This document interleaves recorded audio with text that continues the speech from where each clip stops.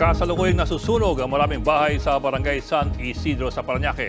Alamin natin ang kasalukuyang sitwasyon doon at live mula sa Parañaque. Nasa frontline ng balita niya si Faith Del Mundo. Faith, kumusta ang mga residente dyan? Yes, Bok, may kasalukuyan pa rin niyang inaapula ng nasa higit 4 na pong mga fire truck sa bumbero ang sunog dito sa Barangay Isidro sa Parañaque. Sa talanga nila ay nasa higit 100 pamilya ang naapektuhan ng sunog.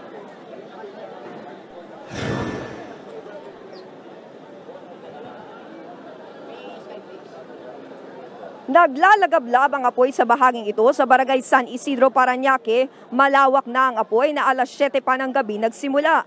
Sa tindi ng sunog, inakyat ito sa ika-4 na alarma kung saan inalerto na ang District Fire Marshal. Mas marami ng bumbero ang kinailangang rumisponde. Ayon sa ilang tauhan ng barangay sa Lovewind Compound, UPS 5 nila unang nakita ang apoy. Ubus na raw ang mga bahay dahil sa tindi ng sunog.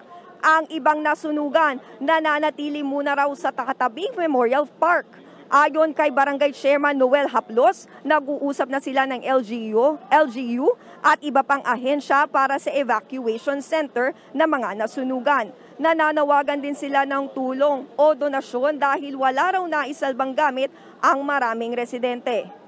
Bok, sa ngayon nga inaalam pa rin ng Bureau of Fire Protection kung ano nga ba yung sanhi ng sunog. At isa nga ang naitalang nagkaroon ng sugat o nagtamo ng sugat.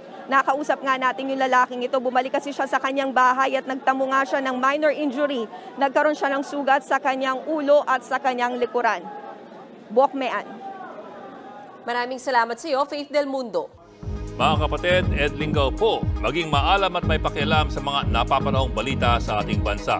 Para sa mas malalimang pagtalakay at paghimay sa mga issue at headlines, tumutok lamang at pag-subscribe sa social media pages ng News 5.